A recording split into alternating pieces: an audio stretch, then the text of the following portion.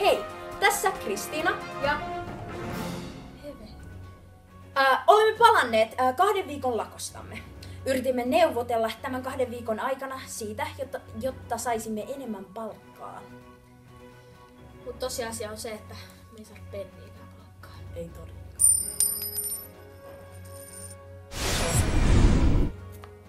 Huomaatte varmaan tyhjä tuoli. Eve lähti tästä sääkuvauksiin, mutta siis uutisiin.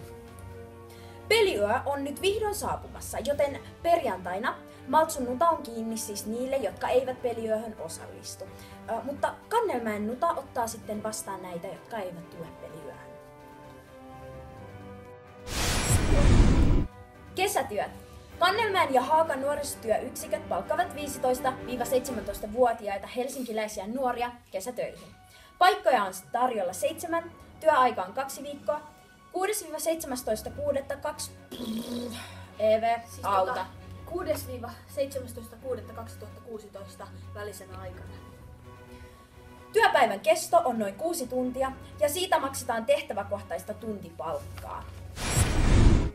Töihin voit hakea lähettämällä sähköpostia tähän osoitteeseen annina.koivumaki@hel.fi. Haku päättyy 3.4.2016.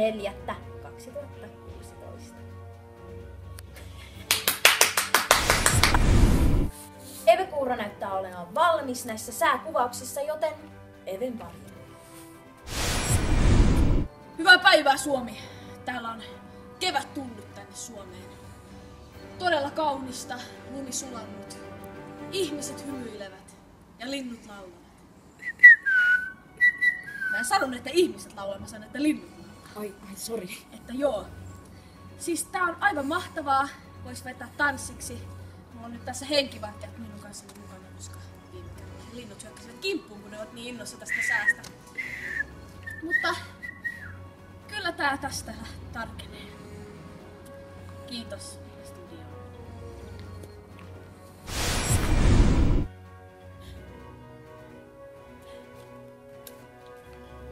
Tässä taisi olla tämän päivän uutiset. Nähdään ensi viikolla. 6.–7.6. Ystävällisenä aikana on paskaa. En voikaan. Miksi mä en osaa puhua suomea? Olen asunut 13 vuotta siis Suomessa. 13? Mitä sä oot? Ei kun ne!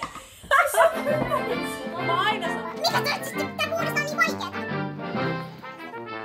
Hyvää päivää Suomi! Minä olen palannut tänne